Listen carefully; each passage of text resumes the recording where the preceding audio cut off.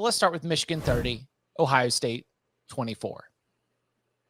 And before we do the Ryan Day part of this, because we are on the 1-year anniversary, not to the day, but at least to the week of Tom Fernelli and I saying, if Ryan Day loses again to Michigan, that he's on the hot seat.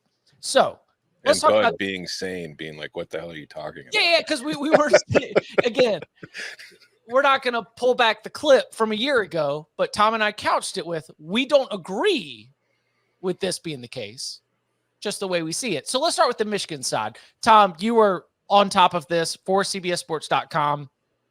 What impressed you the most about Michigan in this win? I mean, that they won. Like, I don't know. Like, I was trying to figure out who the player of the game was for Michigan in this one, and I really couldn't come up with one. I know Blake Corum had the 2 touchdowns. He set the single season rushing touchdown record for Michigan school history, and he had, a couple runs. Like on that final drive where Michigan kind of salted the game away, Blake had a couple big runs to keep the drive going. He also had the diving over the line of scrimmage on the 4th down to keep the drive going. But I felt like it was mostly a team win, honestly. Like, I don't think anybody was spectacular.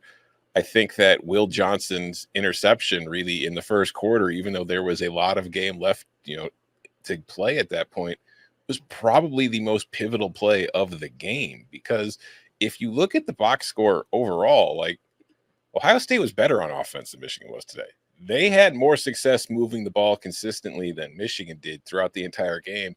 And obviously more than anybody has had on Michigan all season long. And I just think that Kyle McCord was just really, really bad early in the game. Like, he had the interception that led to the first and goal for Michigan that led to the first touchdown. But even aside from that interception, like, it was a great play by Johnson, but it was also a bad throw in that it was behind Harrison and it allowed Johnson to get to it. And he was behind a lot of targets. He was throwing at people's feet. He just looked awful. And then he finally kind of found a rhythm and a groove, and he played well from that point on. And, he finished 18-30 for 271 yards and 2 touchdowns and 2 interceptions. But of course, the second interception was kind of a desperation thing at the end of the game. So it just felt like Ohio State took too long to settle in. And Michigan offensively, like, they finished with 338 yards. They averaged 5.6 yards per play. They were solid, but they couldn't really run the ball until late.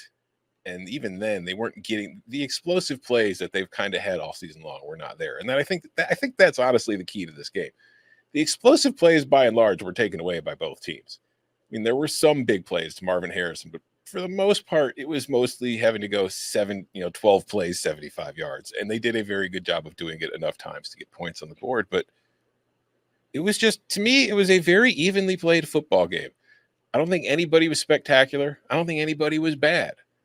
I just think at the end, Ohio State turned the ball over twice. One of them was a backbreaker, but just a terrible spot for it. And Michigan didn't turn the ball over. So it really just came down to Michigan made a couple fewer mistakes, and they ended up winning because of it. If I had to pick a player of the game, I would go Colston Loveland. Honestly, 5 targets, all 5 were caught. I think 3 of the 5 were difficult catches. And guys, honestly, all 5 went for first downs or touchdowns. He was, I think, by far the most impactful player that Michigan had. And it reminded me a little bit. Do you guys remember into the first quarter, kind of midway through the second quarter, how Maryland was able to throw the ball inside the numbers against Ohio State? We talked about it that night. It was like, yeah, Ohio State ended up dominating them, but they did kind of give up some passes over the middle and between the hash marks, and that's where Michigan found ways to attack them, with the pass game to the extent they attacked him. But I think Tom nailed it, man. This was a physical football game. Both teams, I thought, played really good defense. When they did move the ball and score, for the most part, it was stuff that was really kind of circus catches or really good catches, or maybe not even a catch at all, depending. I thought that they were both kind of fairly impressive, honestly. Day is just really limited, I think, with what he can do with McCord. And that says a lot about what they have at quarterback. And I think he's clearly injured too. He didn't look very athletic running around out there. But when you have those weapons at receiver and you have Ryan Day as a play caller and you only get what you got. I think it says a lot about the quarterback. We've asked this all year, like, do they have one? They don't. I also think, like, I do think Michigan had a better coaching performance, at least as far as aggression is concerned, because Michigan went for it on fourth down 3 times. They converted all 3 times. Ohio State never went for it on 4th down, and I feel like there were a couple times in the game where maybe they should have. Like, it wasn't like a completely indefensible position to, like, either kick the field goal or punt, but especially early when the defenses were both kind of just completely in control of the game. But, like, I don't know. Like, I think if I'm on the road and I'm trying to end like a losing streak to this team, and I'm trying to, like, because when you look at what Ohio State did this year, and I remember too, another thing I said about this team on the show last year before we even got into the Ryan Day stuff was I said they were soft on offense. And I wasn't the only person who felt that way about Ohio State last year. And I think we saw a very concerted effort to get away from that perception this year with the way that this team played, because they were not soft on offense this year. But it felt kind of soft to not go for it on 4th down. It felt kind of just like, take this game, grab this game by the neck, like, just strangle them, beat them. If you're going to do it, you're not going to play field position and beat this Michigan team. They're too good. They're too well-rounded for you to win that way, especially on the road in this environment. So that was one aspect of the game where I felt like Michigan had a clear advantage on the Buckeyes. But maybe that goes to what you're talking about, Bud. Maybe that's just Ryan Day does not have the confidence in his QB to be like, I can go for 4th down here. Like, forget Ryan Day. I mean, did Ohio State lack some juice in this game? Am I overanalyzing? This is the big game that gives us all the different camera angles, a lot of sideline shots, a lot of good reaction shots. We're following you into the locker room, coming out of the locker room, halftime. It just seemed like Ohio State was there just taking care of business. It was a little bit robotic. And again, like, I am overanalyzing one of the biggest games of the entire season. But when you're talking about a game that's going to be decided at the margins, you've got a coach that's not showing aggression. You've got a quarterback who's limited. You've got just, like, not a lot of buzz, not a lot of pop, not a lot of juice. Like, this was an unfair reaction on that first interception by Will Johnson, because you're right, the throw was behind him, but it's Marvin Harrison Jr. Mm-hmm. And I was like, did he not think that throw was good enough? Like, did he think that was just an off throw and Will Johnson made a play that Marvin Harrison Jr. could have made? And I'm not going to he had a terrific game, but, like, it just didn't seem like there was a lot of, even as they were rallying, the sidelines weren't buzzing in the way that you might expect. And that is an unfair reaction, but I never got the sense that Ohio State, even deep into this game when they mathematically had a chance to win, I did not think they were going to win. And it's because they did not seem to be playing with confidence. They did not seem to be playing with the kind of inspiration that sometimes is visible when you go into a place like the Big House and come out with a victory. I don't think that's fair to Marvin Harrison, what you said. I think that interception was, I don't know what he's supposed to do. The ball was behind him as he was moving in a different direction. He reached back to get the ball, and when he reached back to try to pull in the ball, Will Johnson was running through his arm. Credit to Will Johnson. Yeah, it's not like Marvin could just completely stop and screen him off the ball. He couldn't do anything about it. If it was a good throw, at worst, it's just an incomplete pass that Will Johnson, bats down. So sure, I'll take that. That's my misread. I will say Ohio State was sufficiently juiced. I think Michigan was more juiced, but I think you kind of get that playing at home, especially because they had the bigger moments went their way. Whereas Ohio State, it felt like because after that interception, when Michigan scored the touchdown to go ahead 7-0, Michigan never trailed again. Like, Ohio State tied it up at 17, but Michigan was never behind. And it just kind of felt like it wasn't that they were lacking the energy. It's just they were kind of chasing the game from that point on. And you kind of got that sense. Whereas Michigan felt a little more relaxed because it was never truly in danger. Ohio State just kind of had that, oh, crap, we can't afford to mess up again. We've got to be perfect now kind of energy about them. I also think, like, you have to know your ball club, right? And Michigan seems to be playing on this, like, we're going to be just juiced to high heaven, right? And, like, Harbaugh suspended, and and you're playing off your home crowd. You're bouncing around a lot. Like, Ryan Day is what, 11-1. he has to know his team and say like, hey, what's the right motivational lever to pull here, right? Like you don't want your team to be overjuiced and then start playing Michigan's game. Like I mean, if they weren't, I mean, I totally get what Chip's point is. I just don't know if they had to be like like just visibly emotionally like that. Like I thought Michigan was plenty physical, right? Like that many times, or sorry, I thought Ohio State was plenty physical. Like many times Michigan would smash the ball into the line, and Ohio State's there.